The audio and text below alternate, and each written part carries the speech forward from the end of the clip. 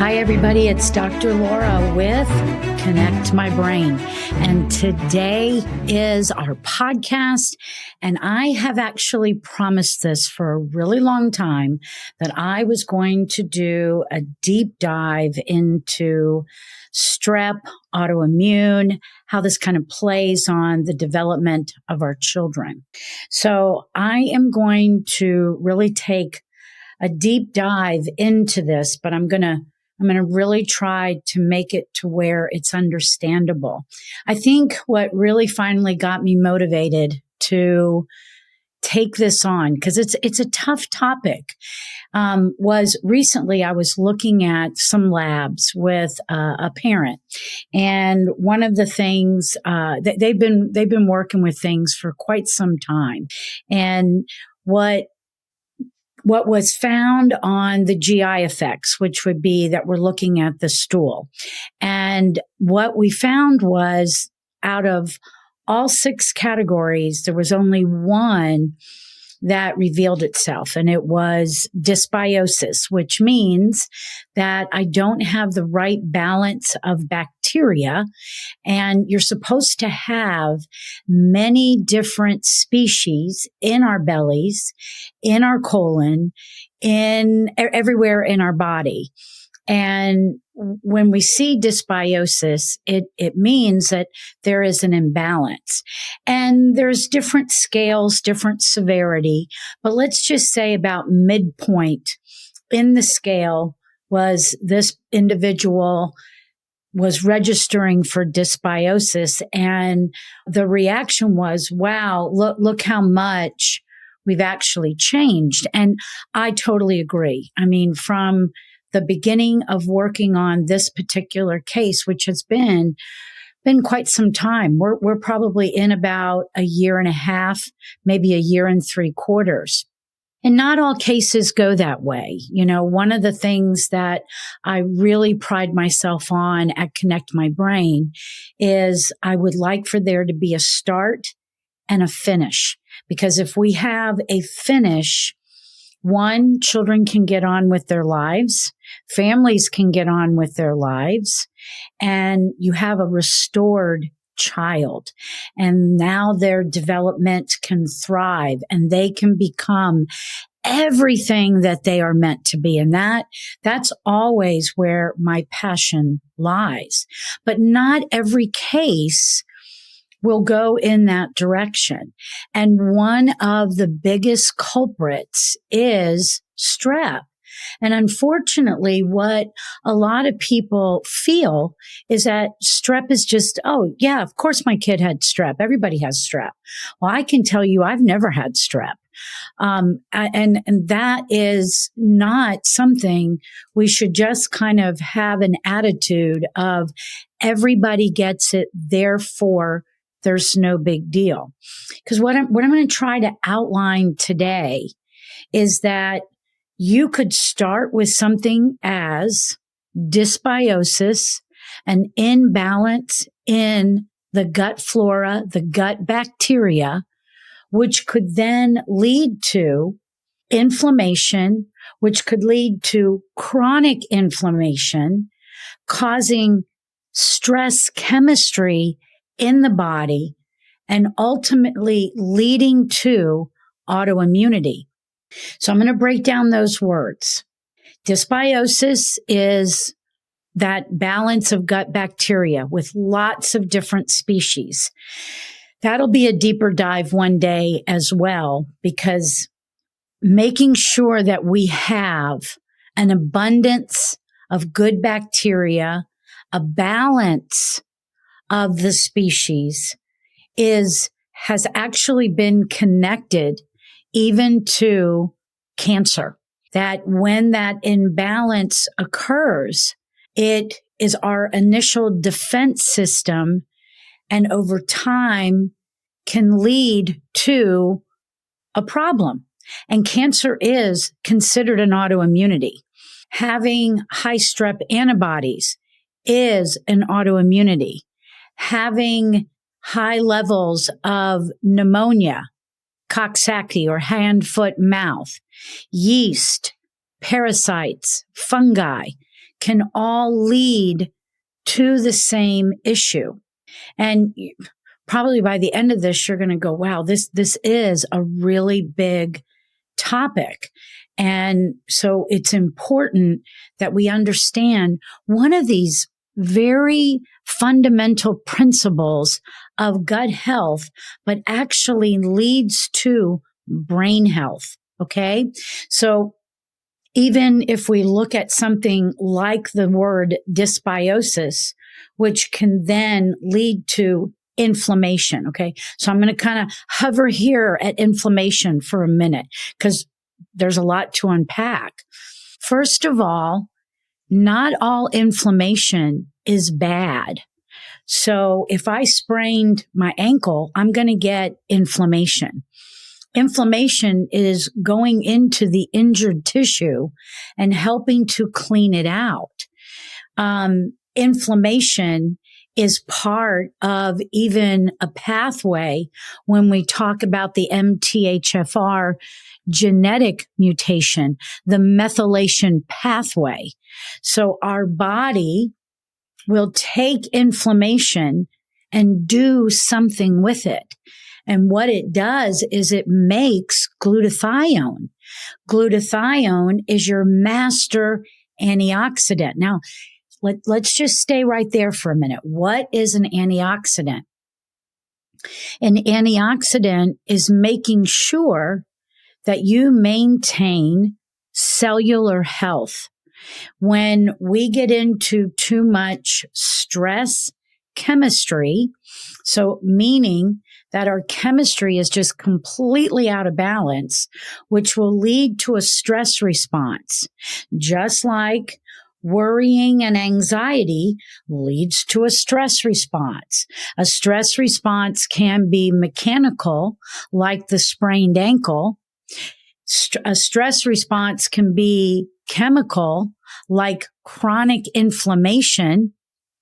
And stress responses can be generated from brain activity, like living in a state of anxiety, a lot of worry, triggers that, then take you down a pathway. So that word stress alone has many different definitions. Okay. And that's why some of this stuff, I think over time, it gets very convoluted. So I'm going to keep going back and forth. So I really make sure that we get this because it's a big part of how you heal somebody. So we're starting off with this idea, dysbiosis. Wonderful that out of maybe 6 categories, we're down to one issue, but it's still important because this is how our microbiome functions. And it's so interesting because when you come into this world, the 2 main species of bacteria are lactobacillus and bifidobacterium.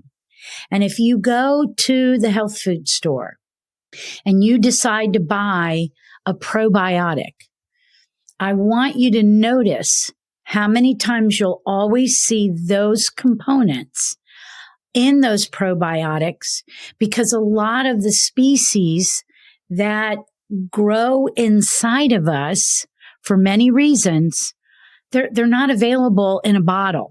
Everything starts from lactobacillus and bifidobacteria. This is why I would really urge you not to live on a probiotic. How do we grow these species? Well, let's go back to being a baby. So, and then this is still true for you today. It's about how that baby gets fed. It's about the environment that baby lives in. So a baby born in Alaska and a baby born in Georgia, totally 2 different environments. Okay. So what we're really looking for is a way that the body knows how to adapt to its environment and is given the right foods the high quality of foods in order to manufacture the right microbiome in their body. This is why I always say, when we chronically talk about people having allergies, allergies mean you are not adapting to the environment that you live in. Why is that? Okay, there can be many reasons. It could be your own microbiome. It could be what was given to you from your mom and your dad as they came together and brought life into the womb. And that life then had to experience the environment of what mom and dad are coming to the table with. And then it's also about, how did you come into this world? Were you a vaginal delivery? Were you a C-section? If you're a C-section delivery, you don't get exposed to the bacteria of the birth canal. And that's really where it begins for the baby. So there's many things that build this microbiome. Now, it's not just about being the baby, but it's also about, okay, what have you done even in your adult life? How are you feeding yourself today? What water are you drinking? How much water are you drinking? What is the quality of the food that you're eating? One of the things about looking at the quality of the food will take us into the direction of what has happened for many children, that they're developing secondary sex characteristics way too early. Girls are menstruating way too early. They are having bodily changes in their endocrine system way too early, because a lot of the things that go into some of the meats and the poultries, etc., are different antibiotics, different growth hormones in order to really plump up the meat. So that's why the quality is so important, because, I think one of the easiest ones to think about, have you ever been on the highway and passed a poultry truck and saw how many chickens were living in these little cages stacked on each other? Well, guess what? Chickens have stress hormones too. And so if we are buying chickens that come from a very stressful environment, same thing is true for the meats. But if we are buying this type of a product, you're putting that into your body. And these are part of how we alter this microbiome, even if it got started off on the right foot. So all of that matters when it comes to the microbiome. And then, of course, we have to think about the well-being in our brain. And I'm going to do a truth bomb after this particular podcast. Be sure and go listen to it, because I want to talk about how our kids are going back to school so early. So I'll get into that one on the truth bomb. But the big idea is, I want you to kind of imagine a circle, and you are in that circle. That's you. And I want you to see all the arrows coming into the circle of you. And your life and your choices and your experiences play a huge part in the health of your microbiome. Okay. So then it leads us to that concept. If we do have not the highest quality of food, not good drinking water, not good bathing water, and we're on a lot of pharmaceuticals. Maybe we've got vaccines that we've had over the years, and of course, trickling down into our children as well. Then we might have more inflammation. Okay. And if the body cannot regulate how much inflammation is circulating. Okay, pause for a second. Go back to the circle of you. So what is going in that's keeping your body from taking inflammation and converting it to glutathione, the master antioxidant that literally protects the cell? This is a very hard product to purchase and ingest because the body makes glutathione. So it's very hard for supplementation to come in and reproduce something. And one of the things that we're going to lead to in this conversation is if we're going to change the terrain, we have to remove the triggers. I have found a wonderful transdermal glutathione. So if you hear this podcast and you want to know more, I've been using it on myself now for probably 3 or 4 months, and I am very impressed. I have, I had shingles. I don't even know if I ever told anybody this during COVID, and there was a lot of shedding going on, and a parent had come in and she had shingles, and like 3-4 days later, I had shingles. And I'm going to tell you something. I have never been in so much pain in my entire life. And I was 6 months trying to get the pain level down. I must have spent $4,000 on every potion lotion somebody recommended to reduce the pain. It wasn't until I went to a continuing ed conference, ran into one of my old friends who has a product called Pulse, and it's pulse electromagnetic frequency. And I laid on this table. He told me too, his wife had shingles as well over her eye. Mine was around my rib cage. And I laid on this table 15 minutes, 3 days in a row, and I was back to walking that Sunday. Now, prior to this time, I was doing Pilates 6 days a week. I couldn't move. It was very, very bad. So one of the things that I really I've been on this mission of trying to really heal from this. And my table, I actually bought one of those tables. It's a great therapy, and I absolutely use it. But I started using this transdermal glutathione that I learned about at a MAPS conference. And a MAPS conference is the Medical Academy for Pediatrics and Special Needs. And I started using this right on my rib cage. And because I still had this lingering feeling. And I also found that there was more restricted range of motion on my right side where the shingle line had erupted. And what shingles is a virus on a dermatome level. And a dermatome is how your body is mapped out neurologically. And so this area for me was restricting range of motion. I always had this little, feeling there. Since I've been using this transdermal glutathione, that feeling is so minimal, but my range of motion, so I know that my nerve line is truly healing. It also helps with sleep. And a lot of these little kiddos who, you just can't give kids a mountain of supplements. They just don't do well with a mountain of supplements.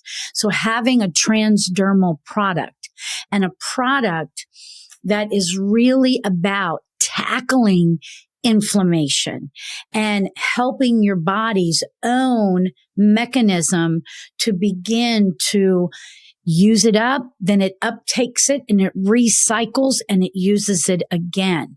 So that's what's really important about understanding what inflammation is actually doing inside.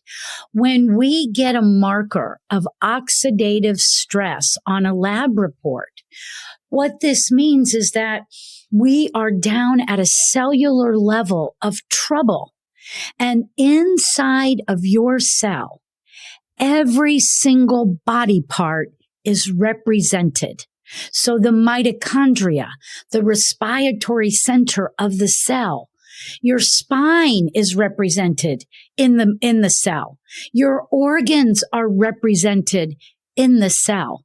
And it's not always like you can tell exactly which one of the body parts are going to be impacted, because it's a breakdown and your cells are going to turn over.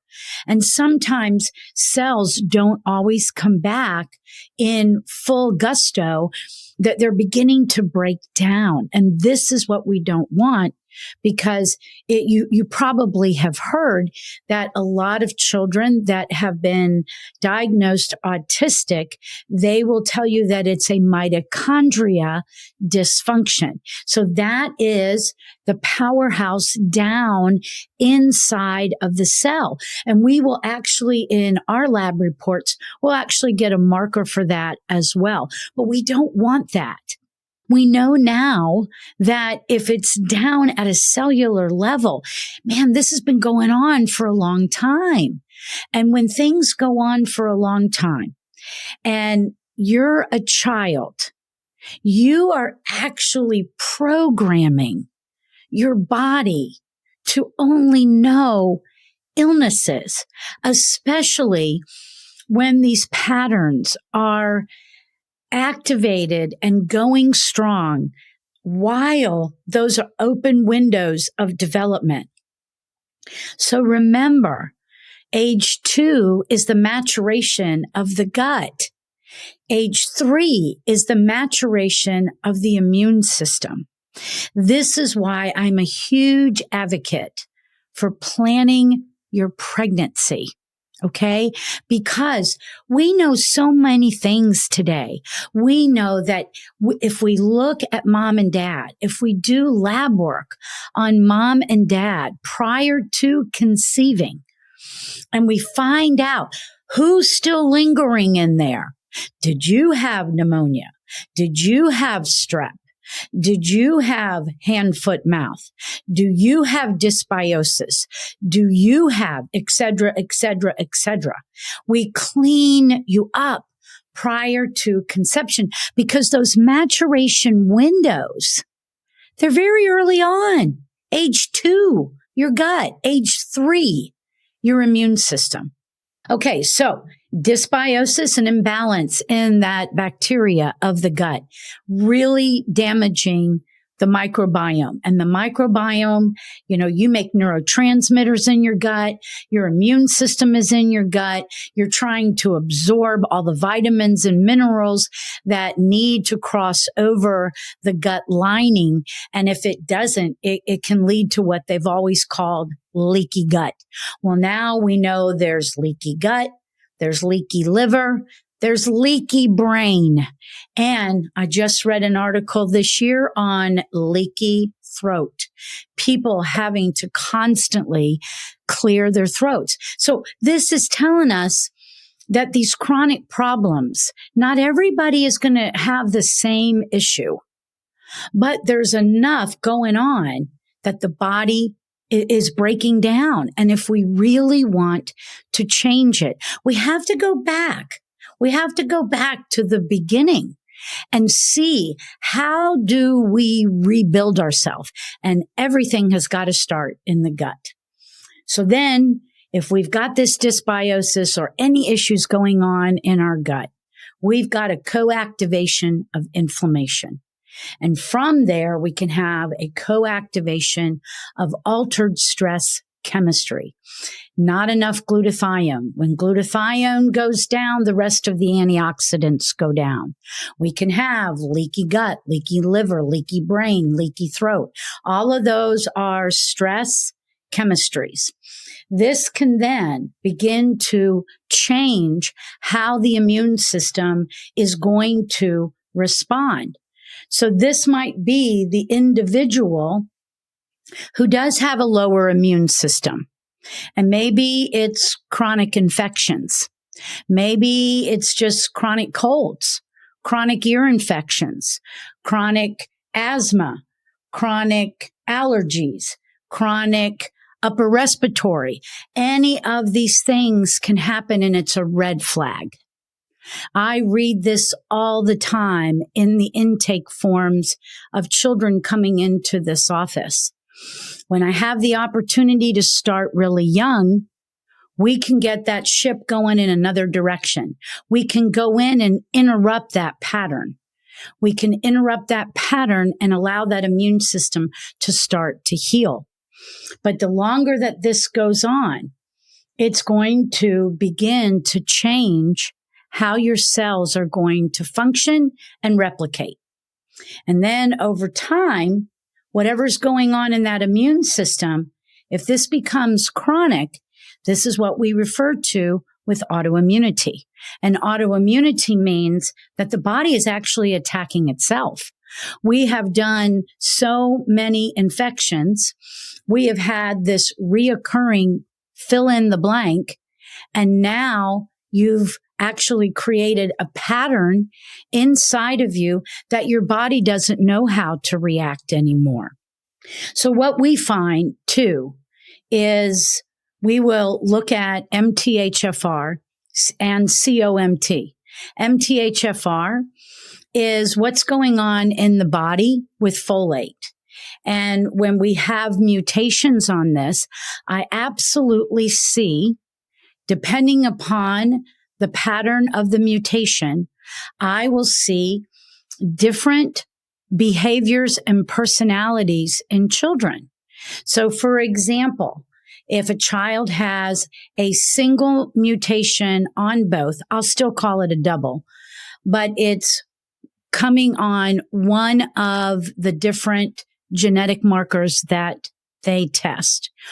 Or if they have a double mutation, both parents, on the, I'll call it the C component. There's a C component and an A component. There's definite personalities. These are the kids that really have trouble regulating their emotions. Now, also, folate is a B vitamin. Folate, B vitamins run your nervous system. So that's your brain, your spinal cord, and all of your nerves. Okay. So we have to support that pathway. And when you look in combination with other labs, for example, when I do a food sensitivity lab or test, when that lab report comes back and almost every single food on there has a color code to it. Now, a lot of people have different feelings about food sensitivity tests, but I will tell you, it gives me a big picture of your gut health. And sometimes parents need to see that. So it's not like, I just don't want your kid to eat gluten or dairy. I want to see the global reaction to food in general. So if I've got a marker on everything, then that means, whoa, I got dysbiosis. I've got inflammation. I've got leaky gut, and I've got a child that is nutritionally in deficit. Because of that, what did we call it? Stress chemistry. If you don't have enough to run your system, you will be in stress chemistry. If you're having a reaction to all the different foods of the world, you are having stress chemistry. And when you start to lay one layer over the other, it's very easy to understand why this kid gets irritated. The other big thing that I find is there's just chronic fatigue. And when there's chronic fatigue, a child cannot thrive. No one can. But a child, we should think of children with endless energy. And when they don't have that, that is a red flag. Now, you can have other things contributing to fatigue, like sitting around too much, playing video games. Be sure and look at my truth bomb that I did on, what's it called? Chat GBT or whatever that thing is called. I don't want to get involved in that. They literally looked at what was going on in the brain when people were relying on AI to do the paper. And when we start to shut our own brain down, okay, just like everything else, the frequency that we do that Well, yes, you're going to tell your own brain, you really don't need to be working on this. You really don't need, just let somebody else do it. What do you think that is going to do to the quality of matter in your own brain? Okay. So I know that there's a lot of influences, even from the outside, but today I'm just focused on chemistry. Okay. If we try to go everywhere, then I just don't think I can get quality information to you so that you can say to yourself, wow, maybe I ought to look into this, because everybody can struggle with these types of issues. But when it comes down to a child, and let's say, remember the component of the infection, and we're going to focus on strep today. Strep is a very intelligent bacteria, and most people are going to treat it with an antibiotic. So an antibiotic going to cycle in, and it's going to wipe out the normal gut bacteria. And when that happens, we go back to our trail of events: dysbiosis, inflammation, stress chemistry, and then even brain inflammation, infection, and ultimately into autoimmunity. Now, when I see strep in the history, we're also going to get a strep antibody test. One of the things about strep is if that marker, and my number that I really believe is a safer number, is no more than 130. So if it's above 130, I'm going to address it. Right now, we've got kids in the practice that some are hovering around 250, some are hovering around 600, some are hovering around 2000. Only imagine. So there's that infection, and it doesn't have to reveal itself in the red throat or the hurting throat, but it's enough that it literally is beginning to change what's going on inside of the body. And that immune system is being attacked. And your immune system is also up in your brain. That's why our tier can go from dysbiosis to inflammation to even brain inflammation and autoimmunity. So we're going to look at these things. We're going to look at it, and we're going to go back. So we don't charge in and begin to try to tackle the immune system at first. This is where I think a lot of people, they approach it out of sequence. And that is my opinion. When you look at a child, you have to look at, okay, why are you not clearing this for yourself? Why are you not able to use your own detoxification pathways and get this stuff out? So if I go in and I try to push it out too soon, I'm only raising the body burden again. And a lot of these kids will actually regress. And when you have a child that's already demonstrating, maybe it is irritability or emotional dysregulation. Maybe it's academia. They can't focus. They can't pay attention. Maybe it is that their bodies are just not coordinated and they can't do typical things that children do. So again, all of these things that show up, they're always down the road. You got to go back to where things begin and allow the body to restore itself to homeostasis. This is why we can say, some stress is good because it exercises homeostasis and allows you to build a greater threshold. But if I always go in and all I ever do is push, push, push, you're going to cause more damage. And so here at Connect My Brain, we really honor the child. We honor how development really progresses. We honor how the body works. We honor the state the child is in on a daily basis. I have some of these kids that have all kinds of different things going on their labs. And I know that their energy levels are very low.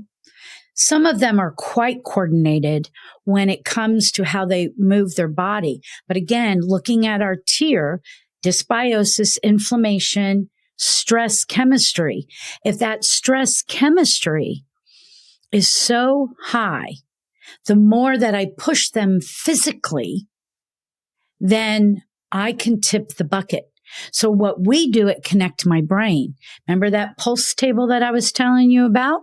So we always do something on a mild level to help the child's brain. I think it is so important that when your child is going through something, that you work with somebody like me, because I am truly going to respect how can I halt the damage that this child is trying to work through. So we do a little bit of that brain work. And then we're going to do the pulse table. That is a fabulous table. What it does is we can put the frequency in, it opens the cell, it cleans out the cell, and then it brings good stuff into the cell. So that's part of their protocol. Plus, they're also getting an opportunity to relax. And remember what I told you earlier. When I get done doing this recording, I'm going to go do my recording for my Truth Bomb. I want you to listen to this because we are pushing these kids too far, especially if you don't know what your child's chemistry actually is. But if you ever think, you know what, my kid's got some of this stuff in the background, maybe take a step and give us a call. You can always go over to the website and you can just type in, I heard your podcast and I'm concerned about my child's state of health. My child did have strep, and it doesn't matter if it's just one time. Did your child have chronic colds, upper respiratory infections, allergies, asthma? Any of these things are indicators that I have been setting my immune system up for a crash. And those crashes come in many different pictures. It comes in the inability to regulate your emotions. It comes in the inability to focus at school. There's not a lack of stimulant medication in your child's brain that's keeping them from not being able to focus. There's always a reason why. Okay, well, I'm going to wrap it up for today. Thanks for tuning in. Be sure and go over and look at the website. We have been adding some wonderful new additions. I'm so excited. If you want to know about that transdermal antioxidant, be sure what I'll do is we'll put it in the show notes, but I also feel free to do a contact us form, and I will make sure you know how to get into the website, their website, and you can order it. There's also great resources that we are trying to bring your way. We have a couple of them that we're very excited about, which is our CMB membership. It's very inexpensive, but it would allow you to dip your toe in and learn a little bit more about me, Connect My Brain, and our approach. Okay. And then we also have coaching. That is a 6-month commitment. And I'll tell you why, because that is the length of our initial intensive program here in Atlanta, Georgia. Maybe you've heard enough and you want to come and visit Connect My Brain. We'd love to have you. We have 2 families coming in the first week in August, and we're very excited to have them connect with us, and we'd love to have you connect with us too. So thanks for tuning in. If you ever have a question, feel free to reach out and be blessed.